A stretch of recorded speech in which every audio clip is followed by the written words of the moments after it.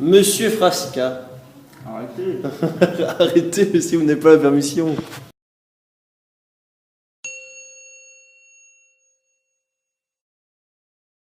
Salut tout le monde, c'est Ced. Donc on se retrouve donc encore pour la semaine sur les planifications.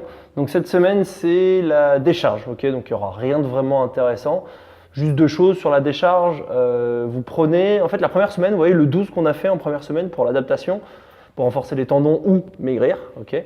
Ben, en fait vous allez faire la même semaine. Vous allez faire du 4x12 en fait. Le principe de la décharge, c'est de relâcher les tendons et les articulations.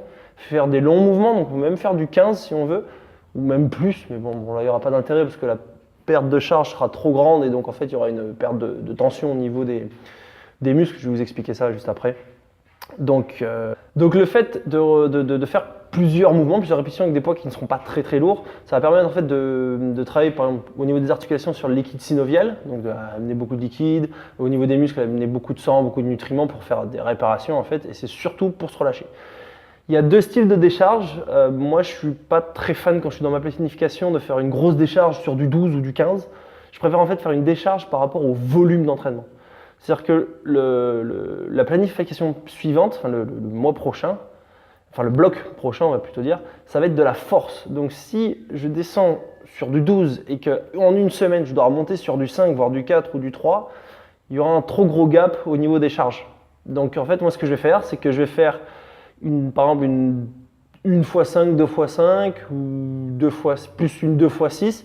Juste en fait je vais décharger le volume mais je vais garder l'intensité pour pas que mes tendons et mes muscles perdent c'est un grand mot, mais de la force et de la tension pour ne pas avoir un gros gap quand je vais repartir en force. Donc en fait j'enlève juste du volume, ça va me permettre de me relâcher un peu les tendons et les articulations en termes de volume, pas en termes de tension. Ma vraie décharge, je la fais souvent après mon bloc de force, avant de repartir sur mes lourds légers ou mon bloc de vitesse. Voilà, la décharge c'est simple, soit je fais beaucoup de reps avec une charge légère, ou soit je réduis le volume, donc j'enlève des séries et je garde une certaine intensité.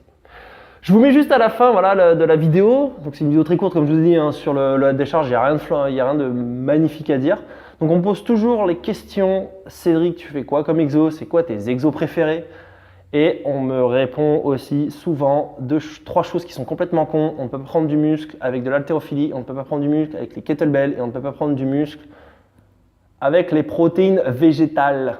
Donc je vais vous montrer ce que je fais comme style d'entraînement, les mouvements que je fais, mes mouvements préférés, hein, et un petit circuit training. Voilà. C'est pas tout mon entraînement, vous n'avez pas le jiu-jitsu, vous n'avez pas la boxe, vous n'avez pas mes perfs, des choses comme ça. C'est vraiment le style d'entraînement que j'aime faire, les styles de mouvements. Pour moi, ce sont des vrais mouvements et pas que des mouvements analytiques, lever de jambes à la leg extension, des biceps curls. C'est vraiment pas mon truc, c'est vraiment pas ce que je kiffe. Je vous laisse regarder ça, je vous mets une petite musique et je vous mets deux petites photos à la fin. Hein, on va dire encore que je me la pète, mais c'est surtout pour vous prouver que les protéines végétales ça marche, que l'haltérophilie ça marche, que le kettlebell ça marche. Peu importe ce que vous faites, c'est pas les exos ni la nutrition. Le problème que tu prennes du végétal ou du laitier, on s'en fout. Si ça marche pas, c'est que tu as un problème dans ta planification et que ça fait trop longtemps que tu fais les mêmes choses. Allez, à toutes, peace.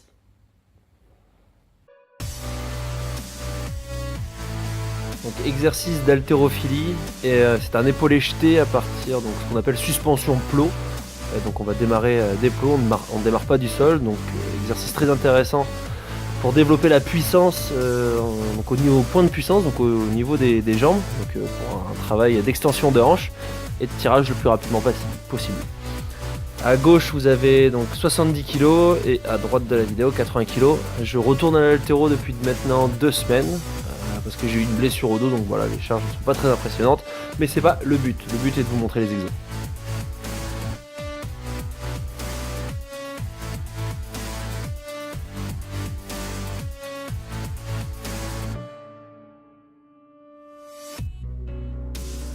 Alors le kettlebell, une variante de l'haltérophilie. Donc là on peut voir le kettlebell arracher un bras.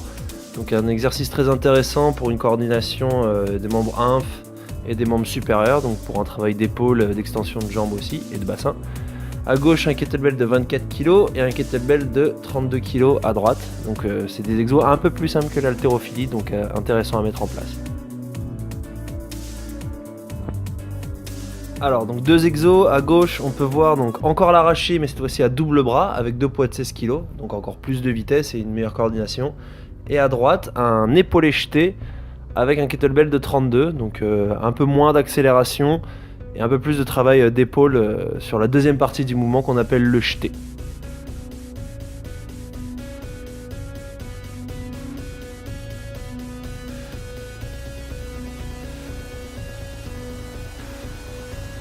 Donc voilà un exemple de circuit training. Donc à gauche, un circuit avec corde ondulatoire bras par bras, et à droite, les 2 bras ensemble. Donc voilà, je suis avec Léo qui fait partie de l'équipe de France de gym. On le prépare cet été pour qu'il puisse aller faire les championnats d'Europe, pour qu'il soit sélectionné. Donc c'était un circuit sur le haut du corps, sur la résistance, on va dire à la fatigue et l'endurance sur les bras. Vous allez voir après, je vous mets en fait ce qui s'est vraiment dit, enfin, de quoi vraiment on parle, de ce qu'on parle sur le circuit de droite. Vous allez voir que c'est assez intéressant parce que là on a l'impression qu'on s'entraîne vraiment. Mais non, donc voilà, c'est un circuit Tabata, c'est sur du 20-10, sur 8 tours, donc c'est 4 minutes de travail, donc très intéressant, on peut le faire sur toutes les parties du corps, pas forcément que sur les bras, vous pouvez le faire avec des squat jump, courir, des choses comme ça. C'est comme un petit cheval. C'est comme un petit cheval, tu vois. Mais c'est vrai, c'est. Putain, Léo, tu ressembles à rien. Bouge, vite. Voilà, c'est ça.